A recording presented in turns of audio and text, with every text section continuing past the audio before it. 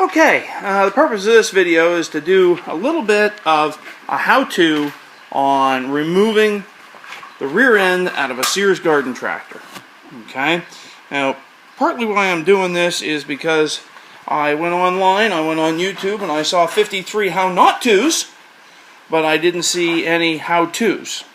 So the first thing we need to do is put it up on a jack stand, and we also have, and you'll have to pardon the messy garage here, but we also have a bomb hoist homemade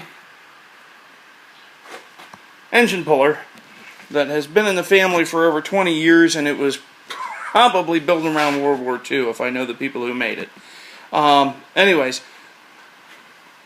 the first thing that we're going to do, and we've taken the mower deck off, and I think everybody can figure out how to take a mower deck off, but the first thing that we're going to do is we are going to delve down in here. I don't know whether I can even show you, but down in here where the clutch mechanism goes, there is a bar that goes back to the transmission to this piece right here. And then it goes on back and it activates the brakes.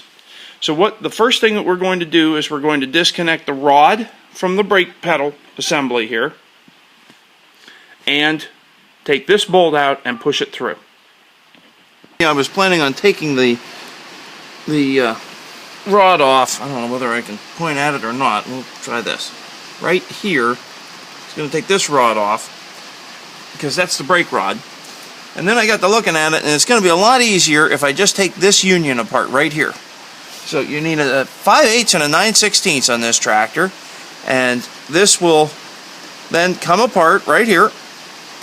We get this loose and swing down out of the way. Now, where am I here? The camera's a little hard to operate. Alright, now this is the other half of that rod that I said I had to take off over by the footwell, the emergency brake handle.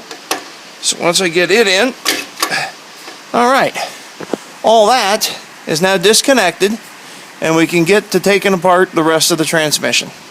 Another piece that has to come off before you take the transmission out of the Suburban style tractors is this bracket right here. This bracket is what mower decks hook to. Some of the snow blowers have a piece that comes back and ties into this. There's several attachments hooked to this piece. But if you don't take it loose or take it off the tractor, the pulley, the input pulley for the transmission will hit on its way down out. So I'm going to take this bracket off here. Give me a second.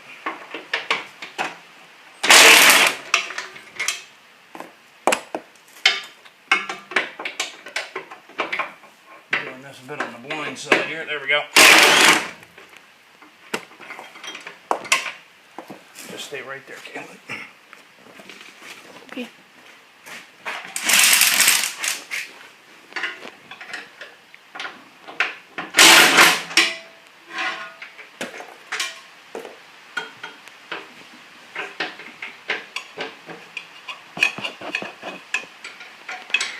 This is the hard one because it's the one that has the pulley in between it and what you're trying to get to.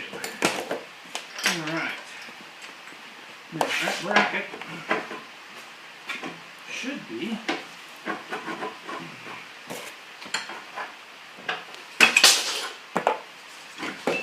there. It is. Okay. Okay, we're also going to pull the wheels off here.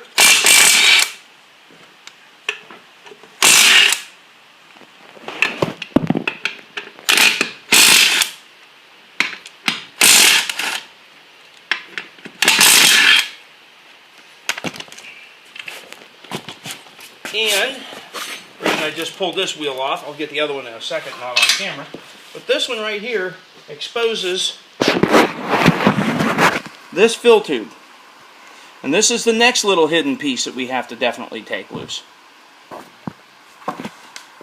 Okay, now, first thing to do when we're going to take this fill tube out, this is a fill tube for the oil in the transmission, we have to take out the pipe plug. And what I'm going to do here is I'm going to take the pipe plug out, and then we can turn this around, because if you don't take the pipe plug out that they put in here, it'll spin around and it'll hit the axle and kind of feel a little silly that you didn't take the pipe plug out.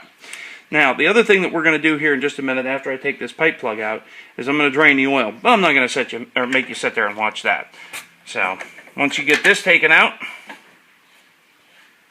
you can, if the oil is a little high, which it may be in this transmission, I'm not sure. Yep, it is. You can run the pipe plug right back in there, because the pipe plug will not interfere with removing the transmission, just the 90-degree elbow. We took the seat off, we took the other wheel off. One of the things that has to come off is this bracket right there. Okay, now in order to get this bracket off so that you can get the gas tank out, you have to take this light fixture off. And it's kind of the silliest place in the world to hide two screws. But it's these two screws right here that hold the light bracket on, or the light fixture on. One of you two want to take this for me? Yeah. Got it? Okay. Take these off.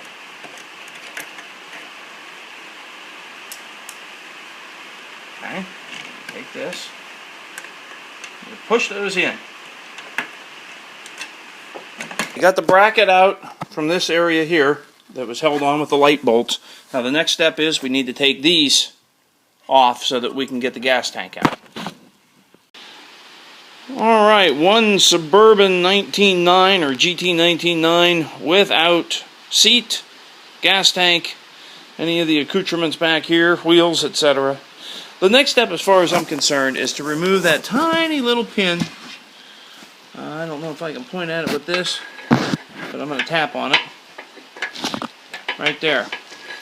What that pin is it is the linkage for the high-low range, the shifter shaft that comes back through there.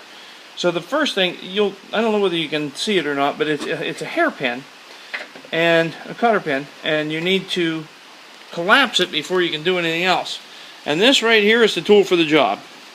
Just a good old-fashioned circle. You put it on there and you pull those two pieces of that cotter pin together, and now I think I'll be able to get it started on the way out here.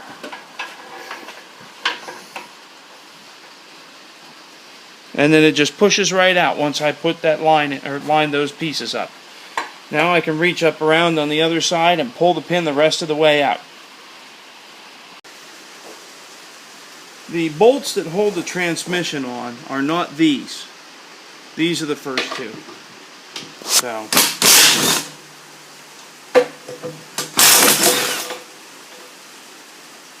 I'll dig the lock washers out later. You want to come around here. And it is these, not these. They're 5/8.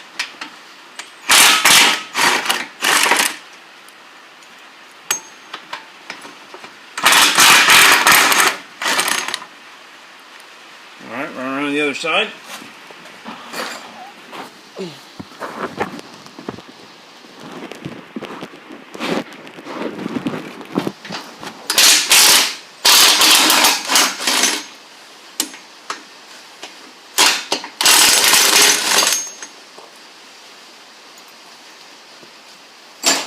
Now, I'm going to do a once-over. There's one thing I know that is still hooked up, and I'm not 100% sure how to get it disconnected, but there is a neutral switch somewhere in here. It has to do with the, I believe there's one on this tractor. I don't know, I might be wrong. The wiring comes back and ties into it. It may or may not be there. So, I'll get back to you on that. While we were looking at the tractor and getting ready to final lift the back end to get the transmission out, we decided that the front axle pivot needed to be restricted, and so we put a block of wood, a little piece of 1x on both sides at the front, just to keep it from tipping.